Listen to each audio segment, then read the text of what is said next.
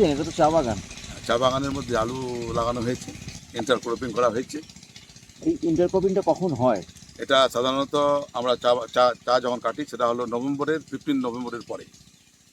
তো 15 নভেম্বরের পরে যদি আমরা চা গাছ কেটে দিই, এলপি করি, আমরা পাতা পেতে পেতে পাবো জুন মাসে। এর মধ্যে অনেকটা গ্যাপ যাচ্ছে।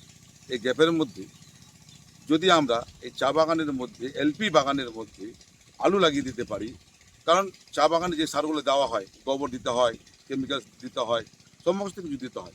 শুধু আলুর বীজটা কিনে টেনে দিয়ে কুপনি করতে হয়। তো আলুর বীজটা লাগিয়ে দিয়ে শুধু আলুটা যদি করে নেওয়া যায়, তো 90 দিন 91-92 দিনের মধ্যেই আমাদের আলু রেডি হয়ে যাবে। আর এদিকে চা গাছেরও ভালো ফ্লাস আসবে। আমি আমার বাগানে এখানে যে করে দেখলাম 100% চা গাছ আমার ফ্লাস হয়ে গেছে এবং জমি খুব উর্বর হয়েছে।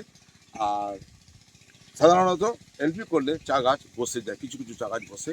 আমার এই জমিতে কোনো চা গাছ বসেনি, 2 বিঘা জমি আছে আমার। বলছি কোন কোন প্রজাতির আলু এখানে চাষ করা এখানে হয়? আমাদের এখানে শুধু 116 ভ্যারাইটি, যেটাকে আমরা 116 বলি, পাঞ্জাব থেকে আগত ইসলামপুরে পাওয়া যায় আমাদের। আর 403ও আছে, পাঞ্জাব জ্যোতিও আছে। আমি 116টা করেছি। পাঞ্জাব এবং বেঙ্গল। হ্যাঁ, এটা এটা পাঞ্জাব জ্যোতি, এটা পাঞ্জাব। এই আলুর ফলন কেমন হয়েছে? এটা আলুর ফলন খুব ভালো।